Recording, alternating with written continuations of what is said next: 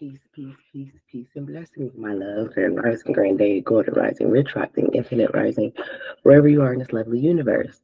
I am doing my 5 minute messages for my fire sign. All right. So we are using the Hoodoo Tarot deck, and we have a fire sign card that came out. It is the Temperance, and it is Father Sims. Okay. Father Sims is the Temperance card, and it says, who gives the ibis wisdom or gives the rooster understanding? That is Job 38 and 36.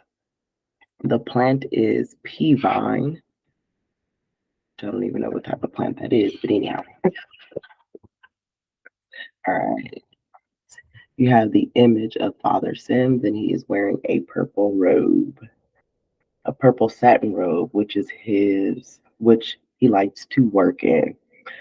The rooster represents him, and the two streams of water represents his baptism into as a two-headed doctor, which is hoodoo that does good and bad work. Father George Sims was born Joe Watson and nicknamed the Frizzly Rooster. He was a preacher and a root worker from New Orleans. They called him the Frizzly Rooster because he kept at least one chicken in the backyard for the sole purpose of scratching up any roots that may have been placed there by any enemy. He had a reputation for being able to effectively place or lift curses and read anyone. Father Sims was a bit eccentric and was comfortable doing good or bad workings. He gave a sermon at Myrtle Wreath Hall. That's when his most famous student, Zora Neale Hurston, made his acquaintance. After performing superficial tasks without being she was initiated by Father Sims and given the name the Boss of Candles, and finally taught the deeper mysteries. It is a common misconception that root work is never an initiated system, because while this is the case for many, initiations are not unheard of. All right. So when Father Sims comes up in reading, it is asking you to review your position regarding your inquiry. If you've taken an extreme or one-sided position, now's the time to consider things or a more balanced perspective. Things do not have to be black and white, so don't force it to be.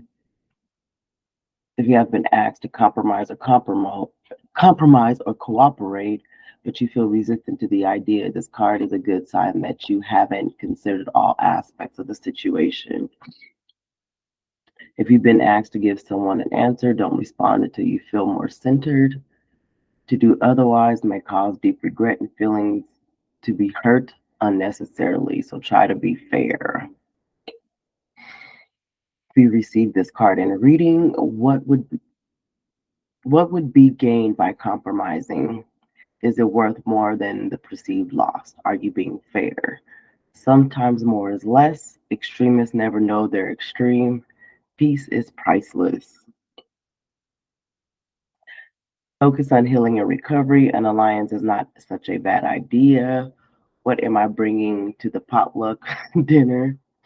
Perhaps add something else to the mix. Other races, religions, and ethnic groups exist.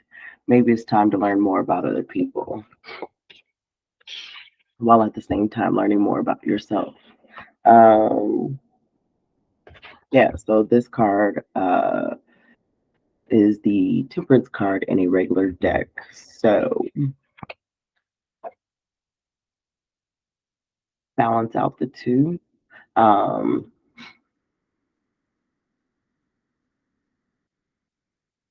Usually the Temperance has, so on some decks, they're pouring like fire and water, okay?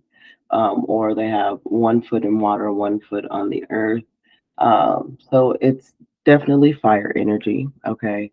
But you need to find some type of balance in the situation, weigh your pros and cons, okay? But at the end of the day, don't feel pressure to make a decision based on someone wanting an answer right now. Center yourself before you give that answer, all right? that completes my 5-minute ancestor messages for my Sagittarius, for my fire signs. Have an amazing day, Nashe.